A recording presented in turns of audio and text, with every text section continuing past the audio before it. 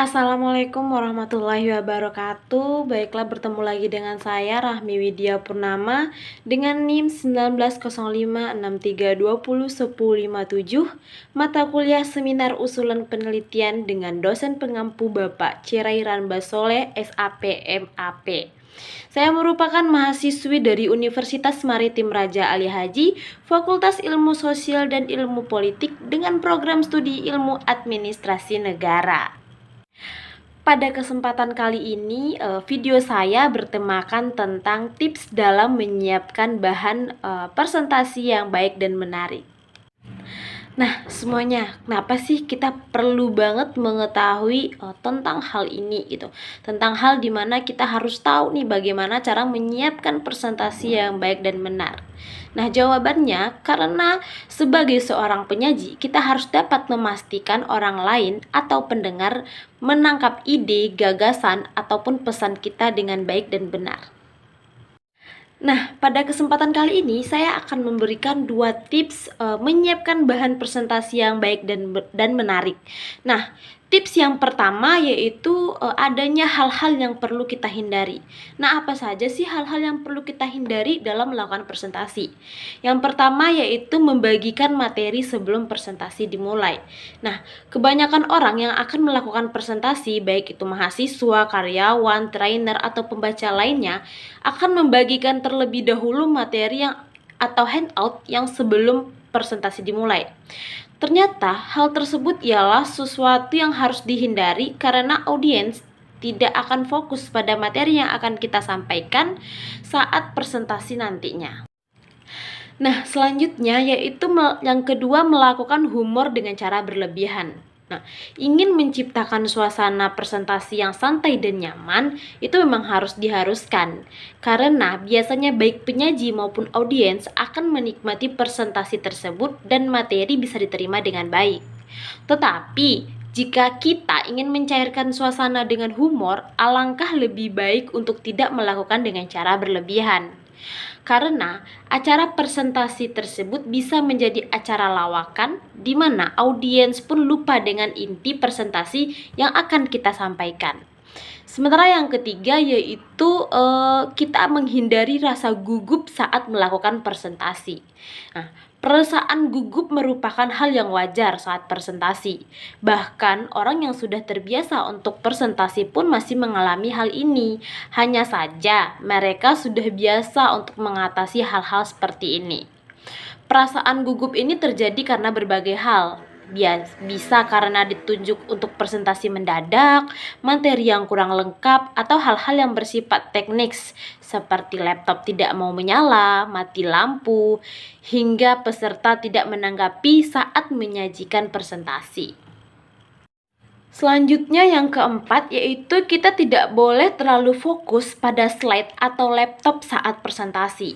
Nah, jika kita terlalu fokus pada hal tersebut, maka yang terjadi adalah audiens tidak memperhatikan kita dan fokus pada kegiatan lain, sehingga materi tidak akan tersampaikan dengan baik kepada mereka. Tidak hanya itu, presentasi kita pun bisa dianggap gagal karena kita dianggap tidak menguasai materi yang kita akan presentasikan. Hal tersebut juga bisa dianggap tidak sopan karena kita tidak menghargai orang-orang yang datang untuk menghadiri presentasi kita. Selanjutnya, hal yang perlu dihindari pada saat presentasi yang terakhir yaitu mengakhiri presentasi dengan cara yang buruk. Nah, setiap audiens tentunya tidak akan bisa mengingat semua apa yang dibicarakan walaupun mereka mencatatnya. Biasanya momen terbaik dan momen yang akan diingat mereka adalah pada sesi presentasi, yaitu sesi inti atau sesi kesimpulan dari presentasi tersebut. Oleh karena itu, jika kita mengawali presentasi dengan performa yang baik, maka untuk mengakhirinya pun harus dengan yang baik. Sayangnya masih banyak nih yang mengabaikan hal ini sehingga sesi akhir pun ditutup dengan buruk atau dengan kurang baik. Jika hal ini dilakukan, bisa berdampak pada audiens itu sendiri, di mana mereka lupa dengan seluruh materi presentasi kita.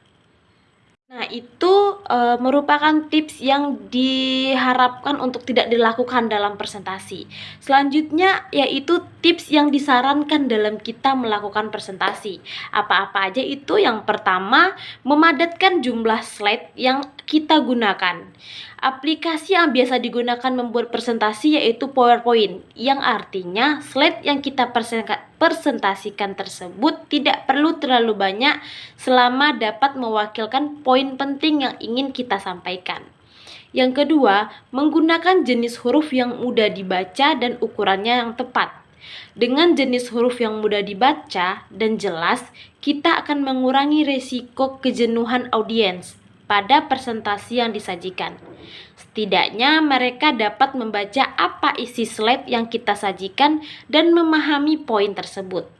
Yang ketiga, memanfaatkan grafik, tabel, dan gambar. Agar presentasi semakin mudah disampaikan, memanfaatkan grafik, tabel, dan gambar yang berhubungan dengan data yang kita miliki. Grafik dan tabel dapat mempersingkat penyampaian data, sedangkan gambar dapat membuat presentasi tidak membosankan. Selanjutnya yang keempat yaitu desain slide sesuai dengan tujuan dan nyaman dilihat. Nyaman dilihat bukan berarti slide kita memiliki desain yang monoton. Sebaliknya, kita bisa mendesain slide dengan berbagai desain modern atau unik agar audiens terus tertarik dengan materi yang kita sampaikan. Yang kelima, pemilihan warna. Warna background dan tulisan harus dipilih dengan tepat. Sederhananya, tulisan akan terbaca dengan jelas jika kontras antara warna tulisan dan background memiliki perbedaan yang besar. Yang terakhir yaitu tidak lupa periksa ejaan dalam penulisan. Hal terakhir yang bisa membuat presentasi kita kacau adalah adanya tipu atau salah tulis atau salah dalam penulisan. Meski sederhana, hal ini bisa menjadi indikasi kita pribadi yang kurang teliti dan disiplin. Jadi, memeriksa kembali sebelum menyajikan presentasi. Nah, memang tidak mudah menerapkan cara membuat presentasi yang baik. Namun jika dilakukan dengan cermat dan teliti, presentasi kita bisa benar-benar memberikan pengetahuan dan data yang sangat baik. Mempersiapkan juga mental agar tetap percaya diri dengan apa yang kita miliki untuk meyakinkan audiens mengenai sajian presentasi kita. Nah, mungkin itu aja tips-tips dari saya. Kalau ada salah-salah kata, salah kalimat, saya mohon maaf. Saya Rahmi Widya Purnama pamit undur diri. Assalamualaikum warahmatullahi wabarakatuh.